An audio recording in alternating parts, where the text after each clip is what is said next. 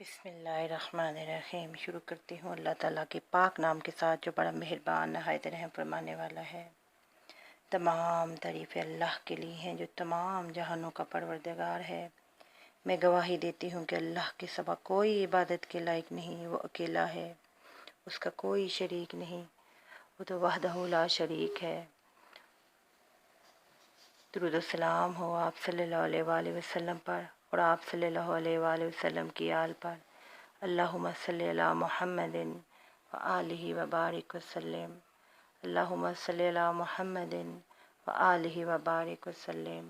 درود و سلام ہو آپ صلی اللہ علیہ وآلہ وسلم پر اور آپ صلی اللہ علیہ وآلہ وسلم کی آل پر۔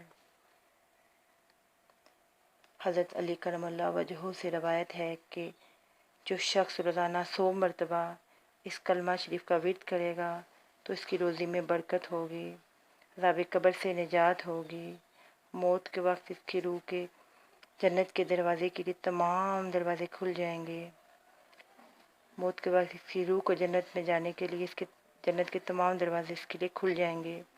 یہ کلمہ شریف روزہ رسول صلی اللہ علیہ وآلہ وسلم کی جالی مبارک پر لکھا ہوا ہے۔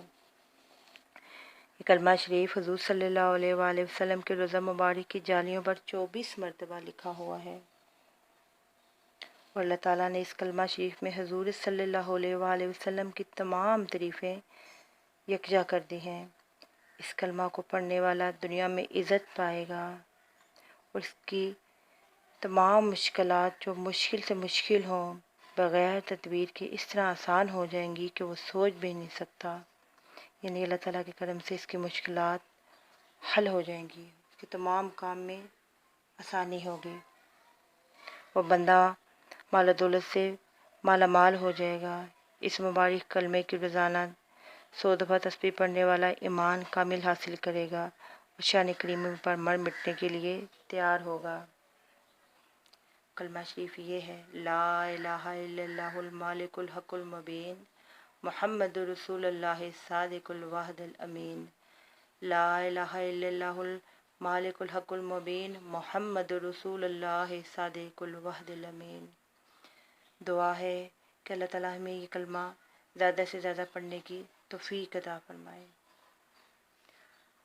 اور دعا ہے کہ اللہ تعالیٰ ہمیں ہر شر اور ہر بیماری سے اپنے حفظ و امان میں رکھے، اور اپنے فضل و کرم سے، اپنے شامل کریمی سے ہماری زندگی کے تمام معاملات، نہ صرف زندگی کے بلکہ دنیا آخرت کے تمام معاملات خیر و عافیت کے ساتھ، آسانی کے ساتھ حل فرمائے۔ آمین ثم آمین۔